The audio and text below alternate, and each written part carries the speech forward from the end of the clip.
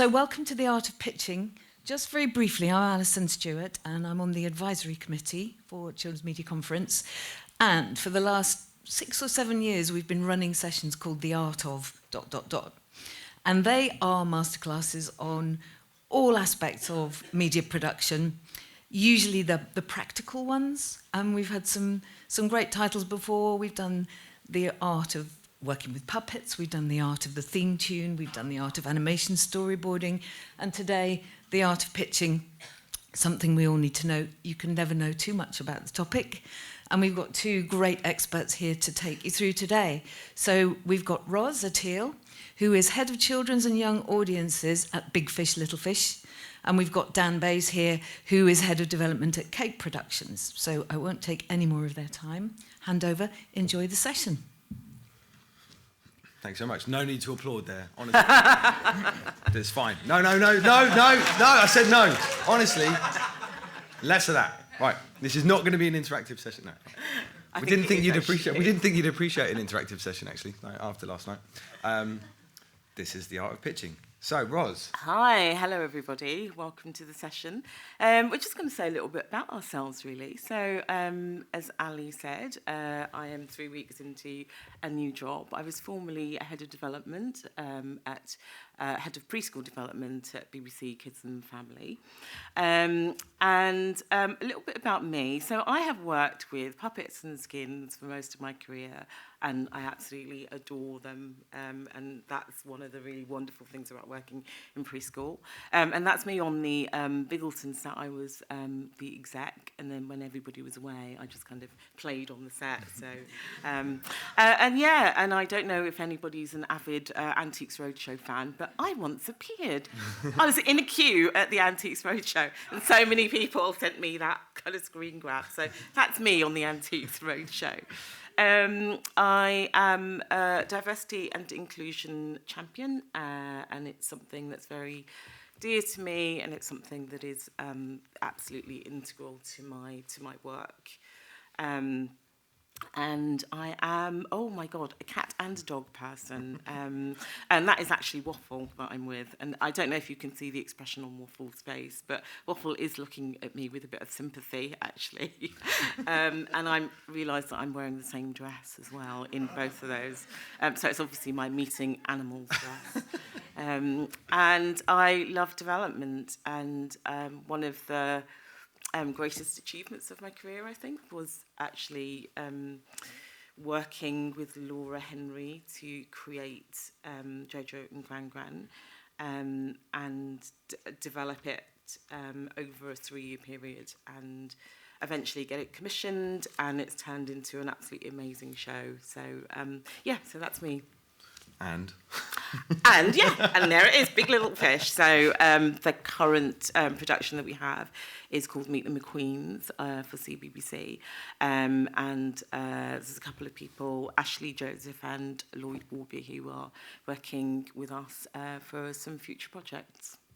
Tell us, Roz, how does pitching feature in your role? Oh my God. So over the years, I mean, pitching happens to various degrees. So, people in my team talking to me, they're pitching an idea, basically. And then me talking to my boss, I'm pitching ideas. People have this kind of concept that you've got this, all or nothing meeting. It's very stern. People are sitting, like us, behind a desk. Not our choice, by the way. It feels like we're on Britain's Got Talent, actually. This is a bit of a pitching no-no, right? Exactly. A barrier between us and the people we're speaking to. So this is not our choice. But yeah, so pitching happens at different levels at different times. I mean, we're going to talk a bit about this later. I would just say, always be prepared to pitch. But the thing is, don't ambush people. So obviously we've had loads and loads of opportunities to meet people. First thing I always say to somebody that I'm meeting for the first time, don't worry, I'm not pitching. What we're doing is we're just having a conversation. So I always think that's quite a good icebreaker. It's also good for the recipient of your pitch, because a lot of the time you kind of feel you're under pressure to do that whole kind of performance thing. But actually, just having a conversation with somebody is a good icebreaker and is just a good way to get a pitch going. But yeah, pitching happens at all kinds of levels. So don't just think that it's that kind of that very stern, austere room where, you know, people are kind of sitting stony-faced and expecting you to perform. Pitching happens, you know, all over the place, all different times, all different levels of seriousness. Cool. Yeah. So this is me. I'm Dan Bays. I'm a creator and showrunner, which means sort of in charge of all the creative decisions on a project. I created the shows I'm most well known for, I suppose, Tree Free Tom, Bits and Bob, both when I was at CBeebies. I was in BBC for 16 years, then I was freelance for a while. And then I'm at Cake now, but I'll tell you about that in a minute. I'm a development executive, animation producer, gamer, avid gamer, love games, animation fan. You can see how old these photos are actually, because I haven't got so much grey hair. A writer and a professional man-child. And now I run development at Cake. Cake are known mostly for being a distribution company, which means we sell cartoons around the world, basically. But my job is in development. We have Cake Productions, where we do co-development and co-production. And essentially, I find creators and IP holders around the world, undiscovered voices, new talent, established studios, sort of trying to raise up the best ideas, find them, work with them in close collaboration to make their ideas the best they can possibly be for international audiences, and then help them to pitch them to broadcasters and channels and platforms and toy companies and licensees and all sorts of other people to try and raise finance and trying to kind of get projects going. But I'm also, like Roz, you know, always pitching internally as well. So if you were to come to me with an idea, which many, many people do, you come to me, pitch me your idea, and then if I engage with it, if I like it, if I feel like it fits with what, you know, we're looking for and the kind of things that we feel we could add value, then I go back to my office and then I essentially pitch your idea to them to try and get them on board. So become a champion of that idea. And that's how we kind of tend to work. Wherever any ideas come into the company, we sort of try and champion them if we really support them. And so we're pitching internally all the time. I pitch to my boss, I pitch to... and also, it's not just pitching content ideas, it's pitching new business ideas or new avenues we might go down. So I'm currently trying to pitch, okay, how are we going to find money to make a Roblox game? We've got to make a Roblox game, how are we going to do it? So I'm trying to build a business case around that. So anyway, pitching internally. But my main role is pitching to broadcasters and platforms. And we do that over Zoom, we do that by meeting them in person, by taking them out to lunch, by going to their office and come to our office. Over the pandemic, obviously, there's a lot of pitching over Zoom and Teams, which I guess we'll come on to, which is very much more different because I guess a lot of the pitch is about connection, which is why this is a bad idea in a pitch. And it's a bad idea to try and pitch from behind your laptop or anything. If you can avoid that, I would, just because it's about that connection. And over Zoom, it's so difficult to read people's body cues and what's going on. Yeah, there are advantages and disadvantages, yes, I think, over Zoom. But you can also read your notes. Absolutely, that's the advantage. Secretly. Although I'm sure they can see your eyes kind of like dancing around. Yeah. But you're also expert at pitching international markets and stuff. That's an integral part. I'm glad you mentioned it, Ross. Thanks very much. Now, I've got a list of the markets and stuff I can add at the end if anyone's interested. But yes, there's a kind of annual flow of these kinds of events. And hopefully this won't become a market that we pitch at too much. There are pitches going on, but most other conferences have now become these big markets where everyone's queuing up to pitch all the time, which is fine. But this is lovely because it's a brilliant conference where everyone can meet each other and network and see sessions and learn about stuff. Anyway, yes, pitching at markets is a really big thing. And throughout the year, there are key big events. The biggest are things like Kidscreen in February, which is now going to be in San Diego. It's been in Miami for a long time. And basically there's that. There's MIFA in Annecy, which has just happened a few weeks ago. And that's very much focused on animation. And again, this is actually very animation focused because my job is very animation focused. There's lots of other ones. And then there's MIP Junior MIPCOM in Cannes in France in October. Those are the kind of the big ones, but there are lots and lots of others throughout the year. And then you get a half an hour meeting basically, and then you just got to pitch your heart out. And as we'll discover, you never, in those pitch meetings, you're never going to get half an hour to pitch. So just lose that from your mind that you're going to get half an hour. There's going to be 10 minutes where you're finding each other and catching up with each other. Oh, how was your travel in? And yeah, well, what's the weather like? And oh, yes, so I lost my raincoat the other day, etc. And then you've got 5 minutes left. Exactly. And then you have, then 10 minutes of a kind of quality time. And then really everyone's kind of looking at their watches to see what the next meeting is and where they've got to go. And actually I met with a broadcaster recently, and they said basically it was a nightmare because people are arranging meetings miles away from each other. And so you've got to factor in the fact that everyone's going to be finding each other and you're going to lose time. Anyway, that's all the technicalities. But yes, markets are a big place to pitch, and there's a kind of an etiquette and a flow throughout the year of those markets. Lovely. And what were we talking about next? We've got basically we wanted to try and set up like a conversation. Absolutely, yeah. We've got lots to cram in, so we've kind of got notes, and we'll try and keep reminding each other. We were going to about defining a pitch, really, weren't we? Yeah. Are there people in the audience who have never pitched? Is there anybody who's never pitched? Okay, so you'll get a lot from this session. Hopefully. Hopefully. Don't overpromise. Yeah, sorry. But for anybody else, I mean, I hope that any information that we pass on is helpful and will kind of enhance your pitches. So, yeah. Yeah, and it's quite a TV focus, this. Yes. We've pitched to various people, and we can talk about it at the end, but hopefully allow some time for questions at the end. But, where the things we're talking about, like including in your pitch, are, they're useful, but they're focused mostly on a TV pitch, TV series pitch. And there's no right way of doing it. Like, we've got different styles, and you'll have your own different approach. And that's actually the very important thing. It's like, it's about you, pitching yourself and bringing your own personality and style to it. So what we're going to talk about is just our experience, I guess. Yeah, absolutely. It's not like the way to do it, and you'll need to find your own way. Yeah. So how would you define a pitch? Well, you're trying to get somebody on board with your idea. You're going to bring them along with you. You're trying to impress them, inspire them. You're trying to kind of... what I used to do is try to answer every question I could think of that they might have about my idea to make sure that they can convince them that I can get them as passionate about my idea as I feel. And that wasn't a great approach because it meant that my pitches were about 40 minutes long. Ali's nodding in the audience, and my boss, my previous boss. But yeah, they were long because I was trying to share a lot of detail, and I was trying to get them as passionate, as interested, and into the detail as I was.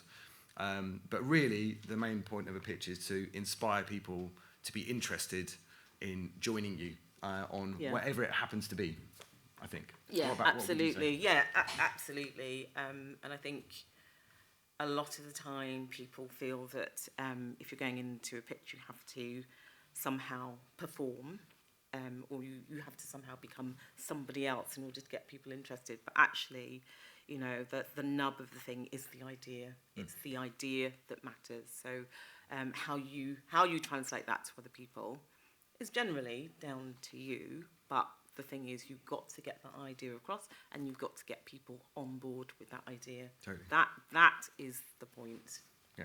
And a lot of the actual pitch, the pitch is actually more like it's the tip of the iceberg, really, isn't it? Yeah, absolutely. It's the kind of end point of a process that you need. So when would you say you're ready to pitch with your idea, or what do you need to do to get ready?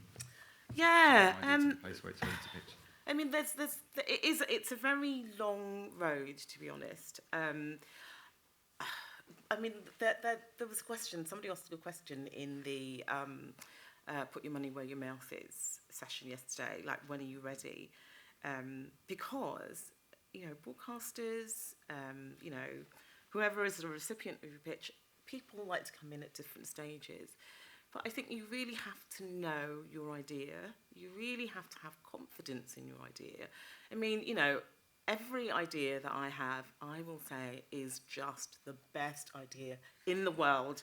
Nobody has ever thought about this idea, and this is the idea that everybody wants. If you don't think that about your idea, then, to be honest, nobody else will. So actually having that self-belief in the idea, it's actually being able to visualise what my idea will look like. So I have to know that if any question is asked of me, I can answer that question. And that's not to say that everything is set in stone. It just means that I have a starting point and I can say, this is how I'd like to see it. And then somebody can say to me, oh, actually, how about trying this? You have to be open to suggestions. You have to be flexible. Yeah. At such an early stage, you really do have to be flexible. Even though you think your idea is the best idea in the world, there's still room for development. 100%. And actually, yeah, that leads on. What I learned, and I was given some really good advice early on, which was, so when you're pitching, pitch to 10 people, you're going to get 10 completely different opinions on your idea, and often 10 different lots of suggestions for how you could do it differently, how you could do it better, how you could make it better for them, how you could make it better for the audience, or whatever it might be. And so you can go into a kind of series of pitches and just get really confused, because it's like, oh, should I go this way? Should I go that way? And it's very difficult to tell who's more important. Like, should I listen to Disney's notes or should I listen to Nickelodeon's notes? And so it all depends. But what I found out, what I learned, and what I was advised, and what's worked for me is, when you know what your idea is, you can feel like you can visualize it, and it's not finished, it's not fixed, it's not like permanent. Work out what the key pillars are. You're allowed 5, and those are the key parts of the idea that if you were to change them, you would ruin the idea, you would change the vision, you would destroy what you were trying to achieve. It wouldn't be as good for the audience or anything. So essentially, those are the key unique points of your idea that are the defining features. And so they can be important to you, they can be important to the idea, but essentially set those in stone, and those can't move. So then no matter what feedback you get about those particular things, then you don't change them. Everything else, have a conversation. It doesn't mean you have to change them, but have a conversation. Just a quick example, my show Tree Free Tom, and I won't go into the whole pitch or the detail of it, but essentially a boy does movement magic and transforms into an animated character and has adventures where the audience help him to save the day by doing the moves that he does, Tree Foo moves, that he then uses their power to save the day. Okay. But essentially, I was pitching it around, and somebody said to me, does it have to be set in a tree? It's called Tree Free Tom. It wasn't then. I'll show you what it's called. And so actually, it doesn't have to be set in a tree, because that's not one of the pillars. It's not important that it's set in a tree. What was important was the movement magic and the superhero element, because the movements were developed by occupational therapists to help child development. So we had to have that for the idea to be the idea. So it doesn't have to be set in a tree. I loved it being set in a tree. I love trees, and all the characters. But I take it that the tree became like a pillar by the time. Sort of. Not, yeah, but yeah, by the time we actually got the money for it, we pitched everyone a show in a tree. Yeah. But, it didn't have to be. But we had the conversation, and we ended up having set in a tree. But then someone else said, actually, we're going to have a difficult time selling a show with magic in it in certain parts of the world, because it's just not accepted there. So can we just change the magic? Can we just remove that? And, I mean, yeah, you just can't, because it's a completely different show. It just destroys the show by doing that. And so that conversation, we just had to go, look, actually, it's in the pillars. There's nothing I can do about that. So we can't change that. So sorry. And then, if they were interested to carry on the conversation, then fine. But it's knowing where you can shift, where you can flex, but staying as flexible as you can. Yeah, absolutely. Yeah. What were we saying next? What were we going to do? Oh, yeah. You've got to do your research. Absolutely. So in terms of your idea, obviously, when you're getting your idea together, you need to have done your research, so, if there's any kind of EYFS stuff, or if you're pitching to a broadcaster where, there's a kind of a strong educational ethos, then obviously you need to make sure that that's part of your pitch. Knowing the company that you're pitching to, do they ever have shows that are over, 15 minutes long? So if you're pitching something that's 22 minutes, then they're likely to say, well, actually, no, that's not for us. Do they mostly do animation, and you're pitching something that's a live action kind of High School Musical type thing? They're probably going to say no. Yeah, and the style as well. So yeah, exactly. Does it fit with their style? Or can it sit within their slate, and can it stand out in their slate? What do they look for their audience? What do they try to say to their audience with their different shows? What have they already got? What's out there? You just have to watch a lot of TV. Yeah, and also the landscape, what's happening everywhere else. I remember pitching a show called Number 1 Newton Avenue.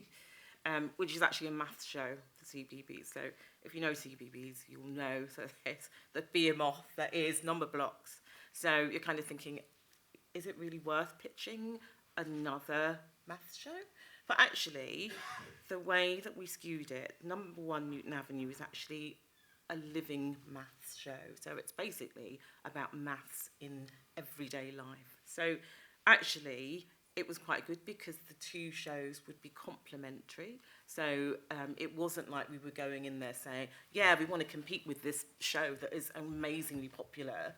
What we said was actually we're pitching a show that is complementary, that is, treating maths in a very different way. Yeah. So, just because a channel has something, it doesn't mean if you also come up with an idea that is similar that it won't work. You just have to make sure that you're not replicating what already exists out there. So you're looking at the landscape and you're thinking, how does this particular thing fit in with what's already there? Yeah. Where are the gaps? Yeah, absolutely. And also then if there are similar shows, and there's bound to be similar kinds of shows, how can I be different? How can I be unique? How can I fit in and stand out at the same time? Yeah, and I think, to be honest, in this climate, I think a lot of, if you're spending money on something and you've got something that's similar, then your chances of getting a commission, if there are too many similarities, is small. But just think about how you fit into that particular landscape or that particular profile of that broadcast. And have a look, do your research about if you feel like, right, this is perfect for Disney, perfect for Cartoon Network. Look at their websites, look at their content. And also there's lots of places where you can find out what they're already commissioning. Things like Kids Screen News, TV Kids Daily, C21 Kids, loads of sources of news that you can find out what's being commissioned, who's asking for what. They follow all the different conferences where the broadcasters are telling you what they're after, like this one, we've just seen the other day. And so you can find out what they're after, what they're commissioning. Also, the websites, like BBC website's brilliant. It tells you exactly what they're looking for and not looking for. There's a really good website, the Kids Screen. Can you see that right? Kids Screen's Global Pitch Guide. It's got basically a breakdown of every channel, pretty much every channel in the world, and what they want, what they're looking for, who to approach or how to approach and that kind of thing. So it's a really useful guide to kind of, but again, it's only ever a guide, it's kind of like, because, and I mean, a lot of pictures start with like, it's the next Bluey kind of thing. It's like, well, if they've already got Bluey, then they're not going to necessarily want another Bluey, but so you've got to find another way of being different and innovative. And actually, when you're asking the audience, and this includes the audience that you're making the show for, you've got to know them inside out, particularly when we work in children's media. No children work in media, hopefully, okay? So in grown-up telly, it's all grown-ups making the telly, so they're kind of like, oh, I know what grown-ups like because I'm a grown-up, so I get it, I can make it. But when you're making content for kids, you need to go and find out what they're after, what they're watching, what they're interested in. And this is also the same for when you're talking with broadcasters. What do you want? Usually the answer you get is essentially some version of something good, something great, the next thing, the next big thing. So it's often like the Henry Ford. It's attributed to Henry Ford, like around the invention of the motor car. Yeah. And it's like before there was a car invented. If you asked people what they wanted to make their travelling easier, they would have said faster horses. And so people don't know what they want until maybe you show them. So and when you're asking an audience what they want, you need to bring a pinch of salt. We'll just show you this to kind of give you an example of how that tends to go. Okay, how many of you kids would like Itchy and Scratchy to deal with real-life problems like the ones you face every day? Great idea. Yeah, that's it. And who would like to see them do just the opposite, getting into far-out situations involving robots and magic powers? Oh, cool. Yeah, that's the way to go. Huh? That's it. So you want a realistic, down-to-earth show that's completely off the wall and swarming with magic robots. That's right. Yeah, good. And also, you should win things by watching.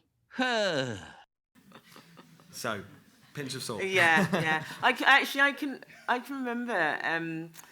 I used to work for Ragdoll, and Ragdoll was one of the very first companies to actually take research with children seriously. And you know, in some ways, you're kind of pitching to a room full of 4 and 5 and 6-year-olds, and that's a really, really good experience, actually. And if anybody ever has the opportunity to pitch shows to children, you should take it, because you can, you know, sometimes you walk into a room and you know there's like this dynamic, you know who the dominant children are and you know who the followers are. It's just a really interesting experience. So if you ever have the opportunity to you know, research with a group of children or to pitch shows or ideas to children, you should definitely take it, because it is a real eye-opener. Cool. Yeah. And so we were saying as well, actually some things are definitely going to come up when you're pitching. And actually, when you're developing an idea, a conversation a question that's always going to be asked at the end or the beginning or during every pitch is about how are you thinking about diversity and inclusion, how are you thinking about gender stereotypes and gender mix, and how you basically making this worthwhile for the audience and sharing those messages. And I guess, you know, we do this a lot. I mean, you're particularly... Yeah. I would say... you know, environmental issues, you know, diversity, inclusion, those things are non-negotiable. Don't just feel that they're addendums. You can't just add them on. They have to be, you know, a part and parcel of your work. You know, commissioners can spot that quite easily, you know. Yep. Let's change this character and let's have this character instead. That doesn't work anymore. You really have to think about these things. You know, if there's like an environmental impact, you know, of your idea, you know, think about how you ameliorate that. How do you kind of offset all of those things? And all of those things are really, really important parts of your pitching. And, you know, it's no doubt whatsoever that you will be asked about those kind of issues. So. It's got to come from an authentic place. Absolutely. You know, you can't just kind of get to, we'll quickly colour these characters in different colours, and then that's diversity. Yeah. And we'll cast, you know, we'll get lots of diverse cast in that kind of thing. It's bolted on, and you need to build it in from the beginning. All of these things, but you know, if you don't have that lived experience of whoever it is that you're including in your show and whatever stories you're trying to tell, go out and talk to people, work with people who maybe have that lived experience, find people to kind of learn from, and find organisations that can share information about that, and bring that into the DNA of your show. Don't just kind of add it on to, you know, because you need to, you know, because we're saying that you're going to be asked about it. You know, do bake it in from the beginning, because also it can make the ideas much richer, much better. And having a character who is a different colour from yourself, for instance, it is not just about showing that. That is a really big thing, about showing different sort of cultures and different people and different faces. But it's also about what kind of lived experience could that person bring to that character to inform the character from the ground up. Yeah. So don't just add it on at the end and go, oh, you know, this person's from there. What are they bringing to your show, and how is that in the DNA of your show? Yeah. So it's not just an afterthought. and the uniqueness that those people bring. Exactly. And also, I mean, if you're pitching and you are pitching something that's quite specialist, then it's good to have like a specialist consultant or the name of somebody that you really want to work with, so that it shows that you have actually done your research and you're kind of taking whatever the subject is seriously. Yeah. So, I mean, if it's like if you have a well-being idea, then, you know, who is it that you're getting your expert advice from? So all of those things are actually really important too. Yeah. And if you can mention that person or organisation at the early stages of a pitch, then that's all well and good, and it will kind of enhance your... Shows you've thought about it. Yeah, brought it in. absolutely. And you don't have to go, you know, there's lots of people who are, and they're brilliant, people who work in TV and are consultants, educational consultants and development consultants, and they're brilliant, but they can be very expensive. But you don't have to work with somebody who's, you know, advised on TV before, or, you know, worked on shows. Bits and Bob, we brought in women who are engineers. Yay. Vanessa, yay. And who know about yoga too. But no, so we brought them in, and they'd never worked on TV shows before, because they were bringing their amazing knowledge about engineering and STEM and making stuff, and so they helped to inform that part of the process, and they enrich the idea all the way through. So, yes. Oh yeah, places to look at, cjane.org. It's the Gina Davis Institute for Gender Equality in Media. Anyway, really, really interesting stuff about gender in media. And then the Centre for Scholars and Storytellers, just a generally great source of information. They've just done some really good stuff on toxic masculinity, which is about when you're developing male characters. Anyway, loads of great stuff out there. Those are just two. What else we got? What's next? What do you need to communicate in your pitch? What does it need to include? So we've got, now this is one of the few slides where we're just going to give you a list of information. We're going to talk it through. I'll let you know when we're finished, so if you want to take a photo, you can take a photo of the finished thing. But essentially, these are the physical elements you need to communicate in the pitch. So I guess the first thing is going to be your title. Yeah. And maybe a log line. Yeah, absolutely. Yeah. So something, and a log line, it's got to be super, super brief. Truthfully Tom was magic that will move you.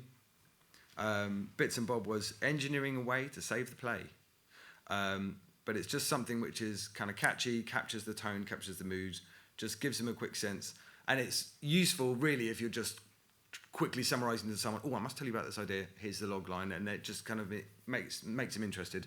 During the actual big pitch, you don't necessarily need to kind of share your log line, unless it's, adds something to the thing. But the key information, when you're pitching, you're often going to be faced with someone with a notebook who wants to capture the information. They're going to hear approximately 1,000 pitches that day, or over that week, or whatever it is at the market. They're going to hear a lot of pitches, so you need to get the title, and then they also need to know the target audience. Yeah. So I don't know if anybody was at the session yesterday. Put your money where your mouth is, and you had that really kind of enthusiastic, boisterous performance by the two guys who pitched. Yeah, exactly.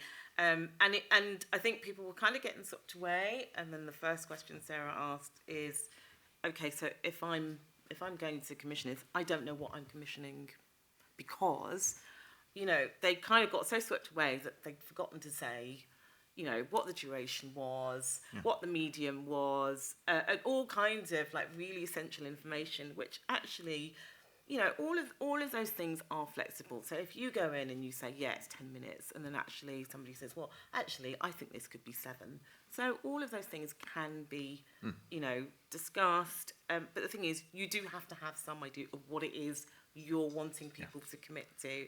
And I just thought it was really interesting that actually everyone was kind of swept away by this performance, but actually those essential details were not there. So always make sure that those details are right at the top. At the top, because it helps them to frame what they're then going to hear as well. Like if they're seeing it as like, okay, so it's a feature film, right, got it. Now I'm thinking you're going to need these certain things to make it work as a feature film, or these certain things to make it work for preschoolers at 11 minutes. So it just frames everything you're going to say and helps them understand. Medium, what we mean by that is theatrical performance. Is it going to be a TV show? Is it going to be 2D animation, 3D animation? Is it a lot of the time? People pitch to me, and I'm not sure whether is it live action or is it animation. So you need to know that. Yeah, you need to know. Then any. And the other thing on genre is just remember that preschool is not a genre. Preschool is like an age band, so if you're doing something for preschool, you need to say what it is for preschool. You can't just say, yes, it's a preschool show. What kind of preschool show is it? So And actually also knowing who you're pitching to, how they define preschool, for instance. There's lots of different bands within preschool. Anyway, be as specific as you can to help them frame it. Any relevant personal information or context is really useful up front, because again, they're wanting to know what you bring to this, why you're bringing this. And we'll come on to that in a moment. But essentially, anything that helps them key into you as well and give them a framing for why you're bringing this. So, for instance, you're pitching a show about, I can't think of anything other than engineering now, but pitching a show about engineering, and it's kind of like, because, I'm an engineer, or my dad was an engineer, or whatever it might happen to be, or the fact that the bits and bob thing was the fact that only 1 in 20 engineers are female. And so we need to do something about that. Something's going wrong, really badly wrong. And so that context was why I felt the show was important. And so setting things up like that can really help to draw your audience in and to help them connect with you and the idea. And then, of course, as you were just saying, really the most important thing, even though it's fourth on the list, this is the big one. It's just summarising your concept succinctly, neatly, communicating your unique features, USPs, and the tone, I guess, as well. Absolutely. And again, looking at that session yesterday, I think the two ideas, I mean, the pitches were very kind of quite reserved, kind of quiet. They weren't showy, but the two ideas that that cut through the audience and the panel were the two ideas where I personally thought those were the most engaging ideas, and I could actually kind of visualise those ideas, and I could actually see them happening. So, despite the fact that the pitching styles are very, very different, the ideas won through in the end. The best ideas, I think, won through. Yeah, and the way into your idea is always going to be through characters. You need to explain who they are, their traits. What you're going to be writing about and watching in the stories are going to be really about their flaws, mostly. The things that they get wrong all the time, the things that they the things that are going to be interesting and funny are typically the flaws, and you always find that you're writing about those. And the relationships between the characters. And again, all of these points, you need to be really succinct, really clear, just a few sentences on each. Like I said, there's a world of detail which you've been through, but you don't need to bring them into that whole world of detail. You just need to inspire interest, because if they're interested, they'll ask a question. You don't need to answer all of their questions before. And I actually realised we need to speed up. Talk about the world. Where is it set? When is it set? Is a particular time frame. I think that's pretty obvious and self-explanatory. As Rosie, you were saying, curriculum. If there's like an educational element, always, what EYFS targets are they hitting? All of that kind of stuff is really, really useful. Yeah. And it doesn't mean you have to have a curriculum. It just particularly shows if you're saying something educational in your show, shows will have a curriculum, which essentially just means this is the kind of information we're going to impart, and this is how we intend to impart it in the show. And you don't need to go into much detail. You just need to say, really, we've been working with an educational specialist, so we have a full curriculum if you want to see it. The main points are, just summarise. Again, always concise as you possibly can. Tell them how you're going to tell. What are they going to see in a typical story? How do the stories tend to work? Because you can get through a great concept, but you're like, what am I actually going to see? Or how are you going to communicate that in 7 minutes? And then I always find it useful just to go through a typical episode. And again, briefly, but just the key, the key moments, the key flow, any format points you have, that kind of thing. Really useful to communicate.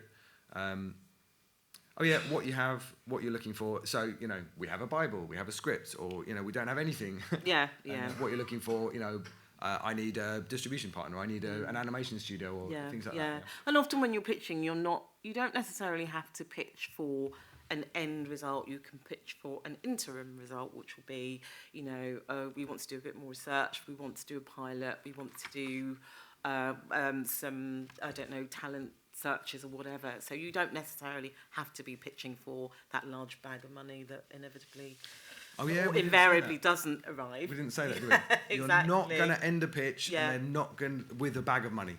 No one is going to hand you a bag of money, and you're not going to get applause, which is really sad. I've had applause. Yay. I'm sorry, but I have had applause. Okay, that's good.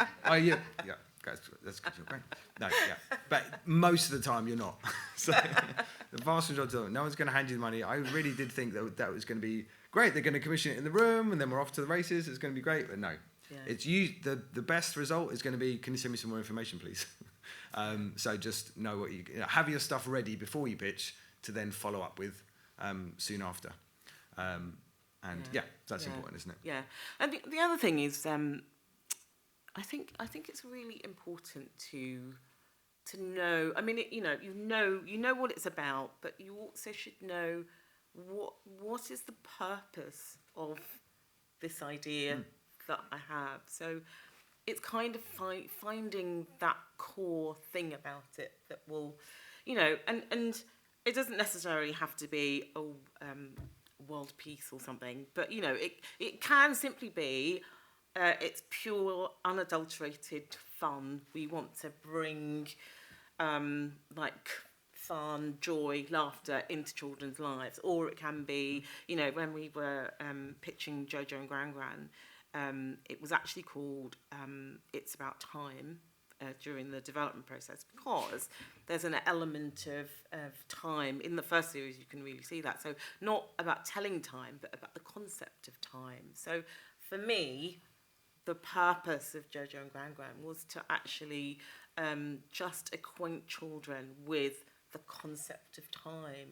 And that had, you know, we did a whole lot of research, and that had not been done before in a preschool show.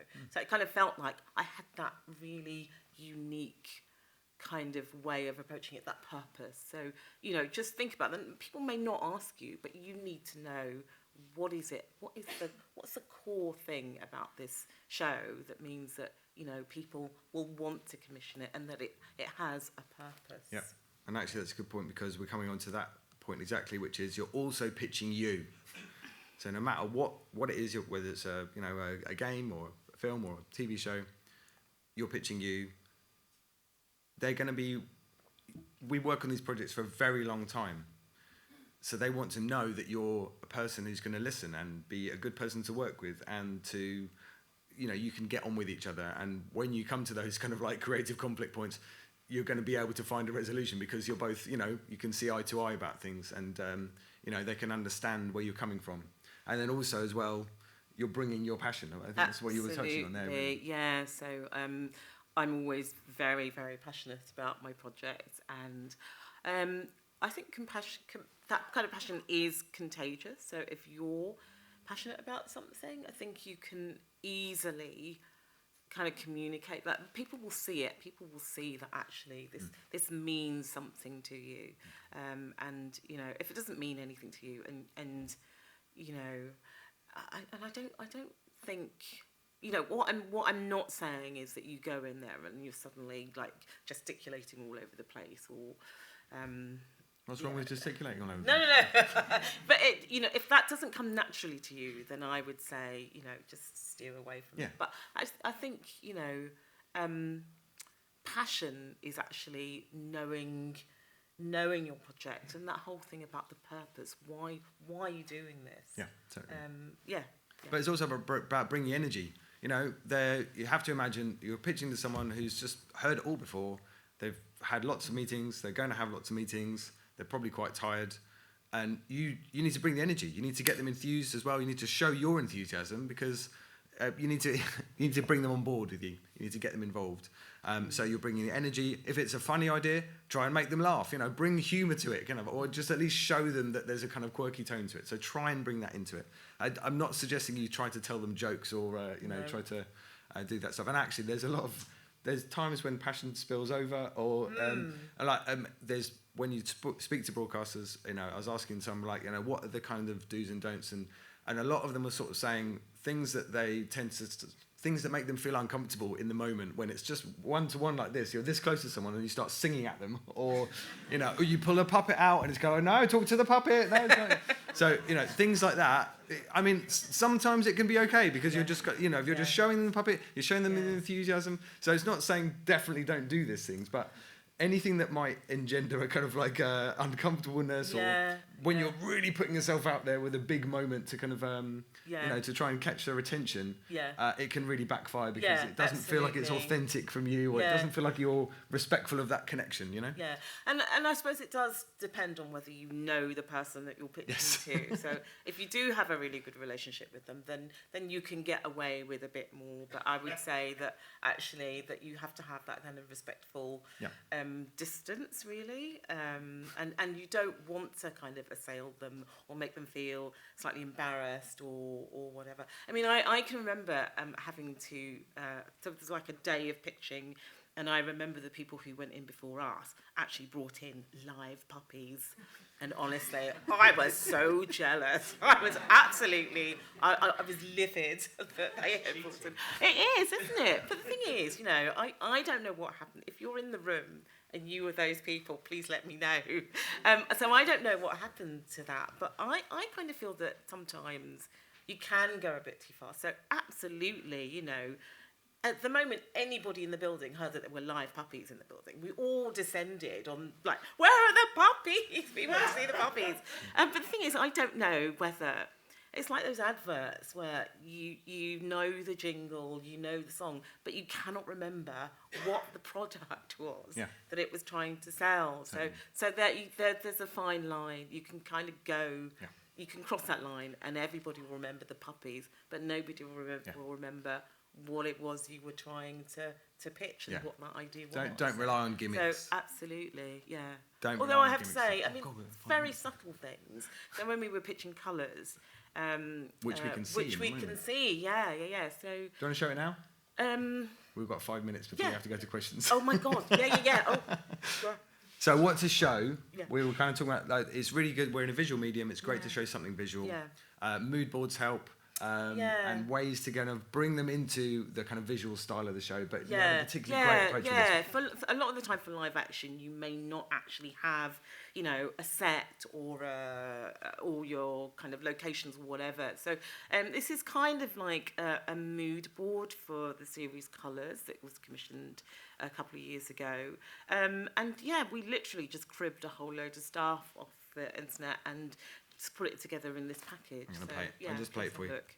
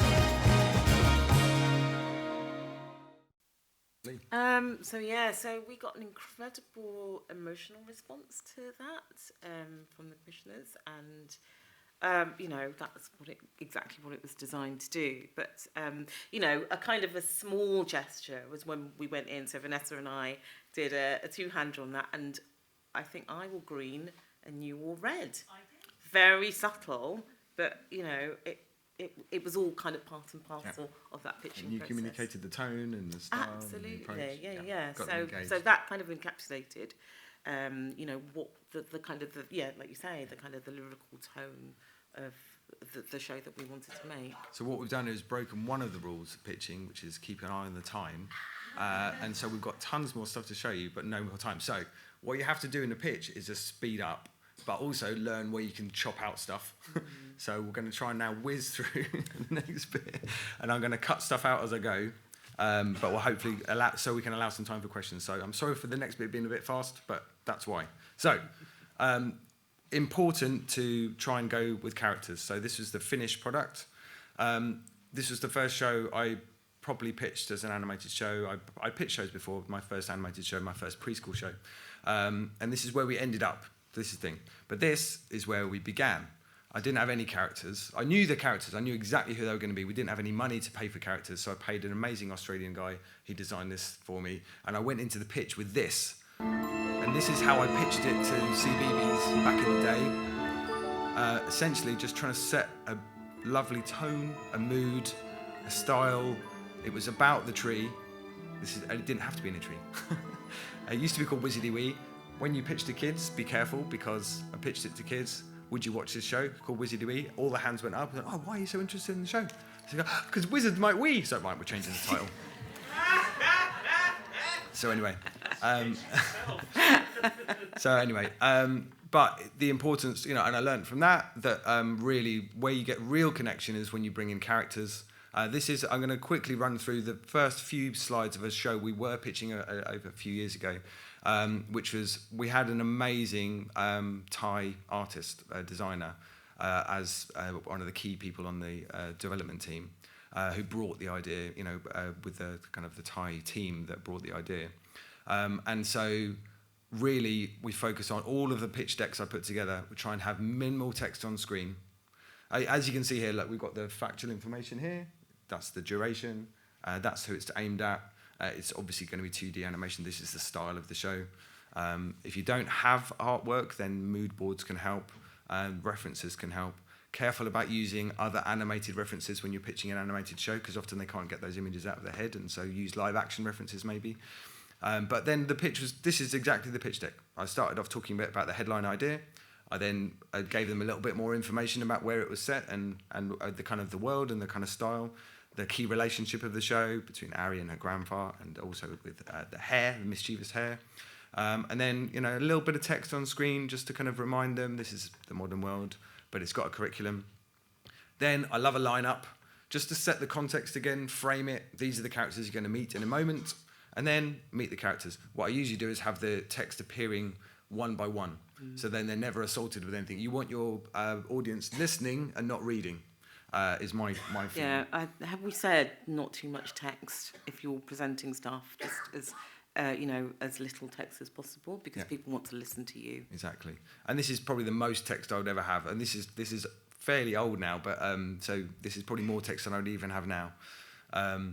But again, it's just trying to introduce them, give them the key pieces of information that are going to key them into those characters. Other stuff you need to include, now whiz through this, talent. If you're bringing anyone important, anyone who's going to bring eyeballs, anyone who's going to kind of make your show more authentic. Stats. So in terms of, if there's, I don't know, I mean, after lockdown, there were all kinds of stats about children's health and well-being. So if you have that kind of evidential, stuff that you can include, then that helps. Yeah. The other things I won't go into. You don't have to have a budget. It's useful if you can. You can always answer that question later down the line when you've got partners on board. Schedules and timings, it's useful to know. Again, you don't need to have it, but it's they need to know that you're going to be able to deliver at some point. So you need to be able to kind of very soon, if they're interested, you need to be able to give them the factual information they need about when it's going to be delivered.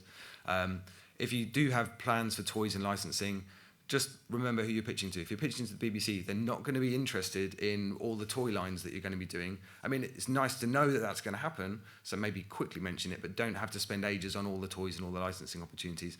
Obviously, if you're pitching to a toy company, different story. And really, really important, practice. I spend at least 2 weeks before any given pitch practicing every day, in the shower, at lunchtime, in between sessions, when I'm cooking, anything. That's but same for you? I practice, but I'm also a firm believer in just having cards with me. So I think I'm probably a much better writer than I am a kind of a spontaneous speaker. So if I've got that one sentence that I think is absolutely amazing, I want to make sure that I deliver that sentence. So I have it written down in front of me, so I don't mess it up. And my 10-year-old told me the other day an amazing thing, which is, don't practice until you get it right. Practice until you can't get it wrong. Ooh, that's very, very sage. Bloody hell, you're amazing. And prepare for feedback. I don't know if I've got time to show this, but essentially, it's only short. No matter how much you've prepared, someone's always going to spot something that you've missed.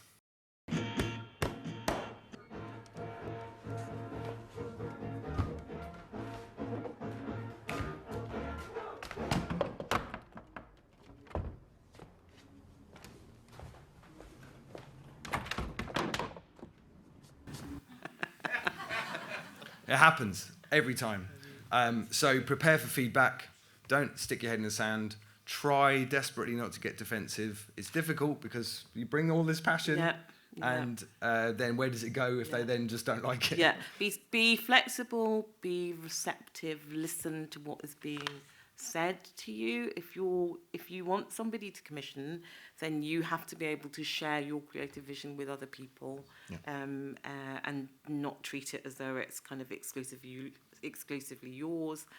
So and that's the whole point. When commissioners say they want to see things as early as possible, it's because they want to have justifiably they want to be part of that journey. So so be flexible and receptive. It's about starting a relationship, not opening a bank account. Yes. It's all about the relationships. Yeah. I think we'll stop there and ask you questions. Yeah. Any questions? Okay, loads of questions. There's microphones, right? Kind of, I guess. You're next to that guy there, I guess. Hello, how's it going? I'm Dan, I'm an animator, but also one of my hats is a teacher and a lecturer at the University of Edinburgh. And so one of the things that we have, I teach the professional practice module for our graduating students, and so one of the things that we're really into as a professional animator as well is teaching them to pitch and trying to get them involved in that. Now, we have quite a lot of issues with students the students are very shy. We have a lot and or neurodivergent and or underconfident. And the Venn diagram of that right in the middle is some of our students who find this almost impossible. But it's the reality is that this is necessary. So I'm wondering if you have any advice or any. You already spoke to not needing to be big and loud and brash, and that's something that I think they don't see the disconnect between being confident and being loud, And I just wondered if you had any advice for all of our students, and actually probably all of us, so kind of in that specific regard. I think if you could speak to that at all. Yeah, do you know what, we kind of mentioned Zoom meetings. I actually do think that Zoom has offered us this other opportunity of communicating, but not necessarily having to do that whole kind of in the room experience. So actually, I would say a good way to start thinking about pitching is to actually think about pitching via Zoom or Teams or whatever, and actually being comfortable in your own space, because again, that will make you feel much more secure, and actually having your pitch document on screen so that you can communicate to the people who need to be communicated to, and you can read and if you need to kind of go off script, you can do. But I would say that's a good way to start off, and then I would say that just practice pitching with your group of friends. And then I would say, if you're pitching to somebody, meet that person before you pitch to them. So arrange to have a coffee with them, so that you can literally just have a conversation, and then arrange a pitching date. So actually what you're doing is you're taking baby steps, and you're kind of leading up to a pitch. But, as we were saying, pitching doesn't have to be, that one meeting isn't the start and the end. It is literally a journey. So don't ever think that if you've ballsed up on one meeting, then that's the end. So it's taking baby steps. Yeah, I think about it as just, instead of thinking about it as pitching, think about it as having a conversation. Think about it as telling a story. I think that's the most important thing, is try to tell a story, right, and engage them in that way. Just practice with friends and family. And also, I think people imagine you have to stand up, and you're standing up on stage, you've got nothing else around you, and you've got to then do it completely from memory, otherwise it's rubbish. But just find the way that works for you, and have your cue cards, and take a moment. If you just need a moment, just be like, 1 second, I just want to make sure. Okay, and move on to it doesn't matter really how you do it, how makes you comfortable. I think people have the image of it being this one person on stage doing it all from memory, like a TED talk basically, whereas it's not that. it's not that at all, and it's rarely that actually. It's usually just sitting down next to somebody and just talking to them about it. Yeah. And often having some kind of visual aid really helps, because it means you can draw their attention away while you think and have a moment. And it is okay to take your time. You know, you don't have to be sort of fast, and you do need to bring good energy, but you don't need to. You don't need to kind of like sweep them off their feet and start singing at them and performing, kind of thing. Yeah. Does that help at all? That? I'll tell you the end of next year. Great. Well, good luck. Good luck to them all. Yeah. Sorry, there's one more question over here. Was there? We've got to. Yeah. What do you do to indicate on-screen diversity if the show doesn't have human characters? Like if they're all animals, or a show I worked on recently, they're all fruits and vegetables. So there's a chili pepper in it, but we were never going to give him a kind of Mexican gringo accent, because that would be offensive and toe curling. So on-screen visual diversity with non-human shows. But then, if you're doing an animation, then you're looking at your voice cast. So your voice cast is always going to be, I would hope that you're going to choose like a diverse cast for your voice cast. Yeah, I mean, show diversity of vegetables then. Yeah. Yeah, we had a wide range, but so at the pitching stage, when you don't yet know who your voice cast is going to be, there's if they're all animals, you don't. Is there anything you can do to indicate at that early stage, diversity is important to the show as well, even though we don't have human characters to. Yeah, it's the team illustrate that visually. The team you're developing with, like bringing in diverse writers to kind of help you develop the characters. So talk to kind of different groups about kind of like how you might involve that. Work if you're interested in the chili pepper being a Mexican character. Bring in a Mexican writer or a designer or somebody that's going to bring that to it. That can help you to kind of evolve that. I'm sorry, we've got to. Yeah, sorry, we're over time, and I'll answer your question later. So we've got it. Yeah, okay. Thank you very much, everyone, for coming along. It's been a really informative session. I've got some announcements to make, and then you can do the applause. So the room needs to be cleared, as usual. If you succeeded in booking a pitching and speed meeting, they take place in the workstation mezzanine at 11 o'clock, so we've got 20 minutes. Tea and coffee is available here and across the road in the hubs. And I don't know how relevant this is, but if you haven't already downloaded the CMC app, you can do so, and it's sponsored by S4C. So coming up in Cinema 3 is Inclusivity Now, Keeping It Real at 11:10. And thank you very much. Thank you very much. For a really great audience.